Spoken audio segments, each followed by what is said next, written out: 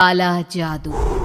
अपने बेटे रिशु के माथे से टपकते हुए पसीने को देखकर सविता की हालत खराब हो गई। ऐसा आज पहली बार नहीं हुआ जब रिशु नींद से घबरा कर जागा है। हाय मेरा बच्चा, न जाने किसकी नजर लग गई है तुझे। जब से मेरे बच्चे ने 10वीं के एग्जाम में स्कूल टॉप किया है तब से रोज बुरे बुरे सपने आने लगे हैं। हाँ माँ, मैंने आज फिर से एक काले साए को देखा। वो यहीं मेरी आंखों के सामने खड़ा था। माँ मुझे बचा लो माँ। वो मुझसे कह रहा था कि मुझसे बदला लेगा। माँ कहीं ये प्रशांत। चुप कर, कैसी बात कर रहा है? दोबारा उसका नाम मत लेना। तुझे पता है ना, उस प्रशांत ने आत्महत्या कर ली। तो बार बार उसका नाम मत लिया कर। मम्मी, क्या सच में प्रशांत ने आत्महत्या की थी? चुप कर, बहुत सवाल पूछता है आजकल। और फिर रात के वक्त सविता के पूरे घर में एक अजीब सा काला धुआं छाने लगा। गहरी नींद में सोई सविता की जैसे ही आंख खुली उसका दम घुटने लगा। वो दौड़कर रिशु के रूम की तरफ गई जहां उसके दरवाजे पर घूमती एक काली परछाई देख वो बुरी तरह से घबरा गई। कौन है वहाँ? कौन है? सामने आओ। ये मैं हूँ, तुम्हारी काली करतूत।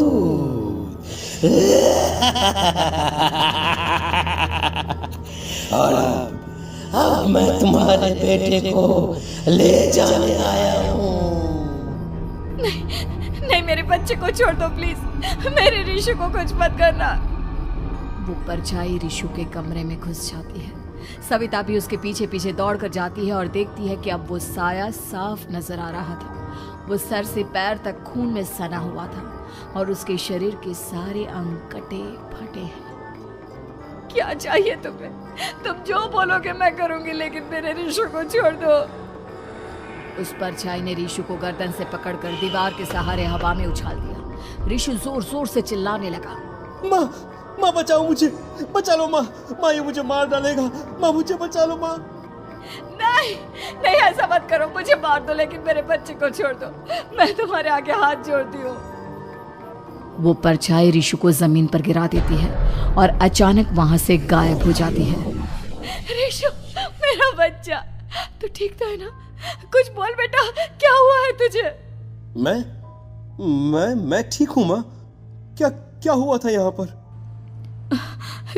कुछ नहीं बेटा, कुछ नहीं। तू परेशान मत हो। हम कल ही गांव के बाहर जो तांत्रिक महाराज रहते हैं उनके पास चलेंगे। ठीक है माँ, हम जल्द ही उनके पास चलेंगे। मुझे बहुत डर लग रहा है माँ। ये बार बार मुझे डरावने सपने आना, ये सब हमारे साथ क्यों हो रहा है माँ? अगले दिन सविता अपने बेटे रिशु को लेकर गांव के बाहर तांत्रिक के पास जाती है। जिस जगह पर तांत्रिक रहा करता था वो जगह बहुत डरावनी थी। चारों तरफ कंकाल और खूब भूतियां नजर आ रही थी। गांव से दूर वीराने में उस जगह पर जोर से आंधी चल रही थी। रिशु ने डर कर अपनी माँ का हाथ पकड़ लिया। माँ मुझे बहुत डर लग रहा है। ये कैसी जगह है? देख बेटा, हमारे साथ जो कुछ भी हो रहा है उसका इलाज सिर्फ और सिर्फ ये तांत्रिक महाराज ही बता सकते हैं। अब यही है जो हमें प्रॉब्लम से बाहर निकाल सकते हैं। जैसे ही सविता और रिशु तांत्रिक की झोपड़ी के अंदर पहुंचे, वहां का नजारा देखकर उनकी आंखें फटी की फटी रह गई। तांत्रिक की झोपड़ी के अंदर कई सारे लोग अपनी गर्दन घुमा घुमा कर जोर जोर से चीख रहे थे। कौन हो तुम और यहाँ क्यों आई हो? महाराज, मेरे बेटे को कुछ दिनों से एक डरावनी काली परछाई नजर आती है और कल रात उसने मेरे बेटे पर हमला भी कर दिया।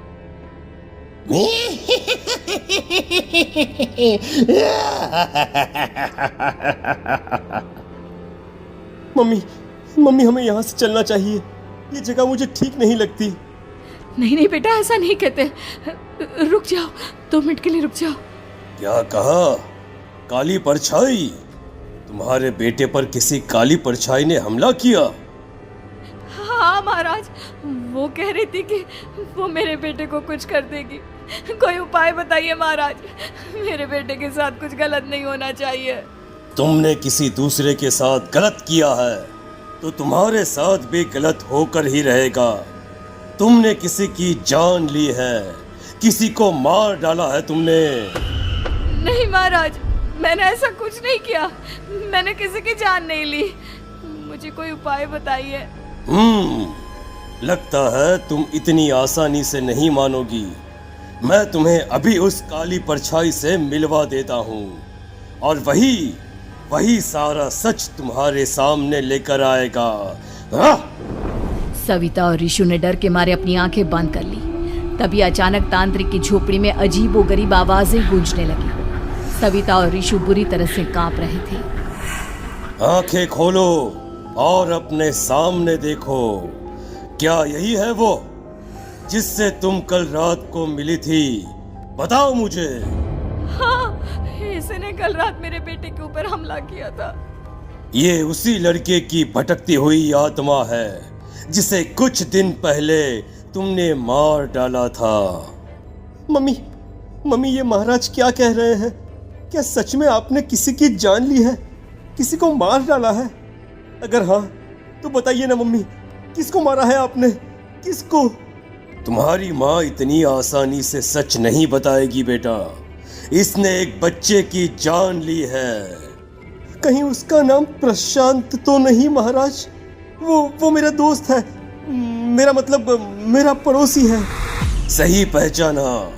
देखा सविता, तुम्हारा खुद का बेटा भी जानता है कि तुमने किसी के प्राणों की बलि चढ़ा दी और इसीलिए अब उसकी बुरी आत्मा तुम्हारे घर में भटकती है।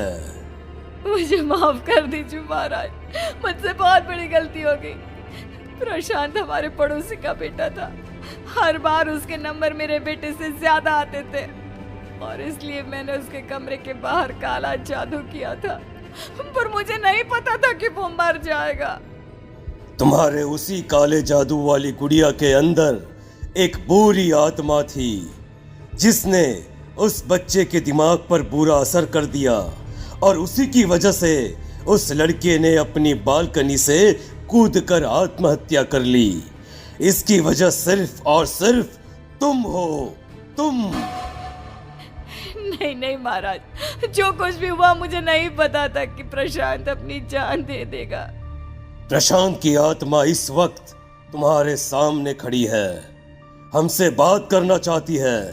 बोलो क्या कहना चाहते हो? मैं जीना चाहता था, बड़ा होकर कुछ बनना चाहता था। आपके बेटे से मुझे कोई परेशानी नहीं थी। अरे वो तो मेरा अच्छा दोस्त था। मुझे माफ कर दो बेटा, मुझसे बहुत बड़ी गलती हो गई, मुझे माफ कर दो। माफ करने से मुझे वापस जिंदगी नहीं मिल जाएगी। मेरे माँ बाप आज भी मेरे लिए रोते हैं। आपने मेरे साथ बहुत गलत किया है, बहुत गलत। और तभी अचानक प्रशांत की आत्मा वहां से गायब हो जाती है। सविता जोर जोर से रोने लगती है। सुन लिया तुमने? ये तुम्हारे अपने ही किए हुए पाप हैं जो इस तरह से तुम्हारे सामने आ रहे हैं। माँ, ये आपने अच्छा नहीं किया। सिर्फ 10th बोर्ड के एग्जाम में मैं टॉप कर पाऊँ इसलिए आपने मेरे दोस्त के ऊपर काला जादू कर दिया। नहीं मम्मी, नहीं, अब हम कभी खुश नहीं रह पाएंगे, कभी नहीं। मेरे दोस्त की आत्मा को कभी शांति नहीं मिलेगी मम्मी, कभी नहीं। लेकिन मैंने जो कुछ भी किया सिर्फ तुम्हारे लिए किया। वो लड़का हमेशा फर्स्ट पोजीशन पर आ जाता था और इस वजह से हमेशा तुम्हारे मार्क्स कम पड़ते थे। मैंने तो सिर्फ उस पर एक छोटा सा काला जादू किया था बेटा। मुझे क्या पता था कि उसका ये नतीजा निकलेगा। जिस गुड़िया को तुमने उस लड़के के कमरे के दरवाजे पर लगाया था, दरअसल उसके अंदर एक बुरी आत्मा का प्रवेश हो गया था, जैसा कि अक्सर काला जादू करते समय हो जाता है। मुझे अपनी गलती का एहसास हो गया है। मैं प्रायश्चित करना चाहती हूँ, आप बताइए मैं क्या करूँ? प्रशांत के घर जाकर उस काली गुड़िया को वहां से निकालकर यहाँ लेकर आओ। मैं उसे आग में जलाकर राख कर दूंगा और उसके बाद प्रशांत की आत्मा को हमेशा के लिए मुक्ति मिल जाएगी। अगली रात सविता चुपचाप अपने पड़ोसी प्रशांत के घर जाती है। प्रशांत के माँ बाप प्रशांत की मौत के बाद उस घर को छोड़कर हमेशा के लिए वहां से चले गए थे। जैसे ही सविता उस घर के अंदर कदम रखती है, उसका सामना अजीबोगरीब हैवानियत से भरी आवाजों से होने लगता है। ऐसा लग रहा था जैसे कोई बुरी तरह से चीख रहा हो। सविता जैसे ही प्रशांत के कमरे के बाहर पहुंचती है, वहां पर लटकी हुई गुड़िया के शरीर से खून टपकने लगता है। ये क्या हो रहा है? इस गुड़िया के शरीर से खून क्यों टपक रहा है? सविता हिम्मत करते हुए उस गुड़िया को वहां से उतारने की कोशिश करती है, लेकिन तभी अचानक से बहुत भयानक दिखने वाली औरत उसकी आंखों के सामने आकर खड़ी हो जाती है। मैं यहाँ से कहीं नहीं जाऊंगी, और अगर तूने मुझे यहाँ से हटाने की कोशिश की तो मार डालूंगी मैं तुझे। नहीं नहीं, मुझे तुम्हें यहाँ से ले जाना ही होगा, नहीं तो मेरा बेटा, उसकी जान को खतरा है। मैं तुम्हें नहीं छोड़ सकती। अगर तुम्हारे अंदर हिम्मत है तो मुझे इस घर से बाहर ले जाकर दिखाओ।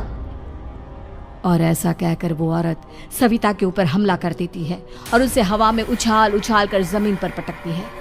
लेकिन तभी अचानक मौका देखकर सविता अपने हाथ में ली हुई सुई उसके हाथ में चुभो देती है। हाथ में सुई लगते ही वो औरत जमीन पर तड़पने लगती है। ये क्या किया तूने? ये क्या कर दिया? तुझे ऐसा नहीं करना चाहिए था। तांत्रिक ने मुझे कहा था कि तुझसे जीतने का सिर्फ यही एक तरीका है जिससे मैं अपने पापों का प्रायश्चित कर सकती हूँ और अपने बेटे की जान बचा सकती हूँ।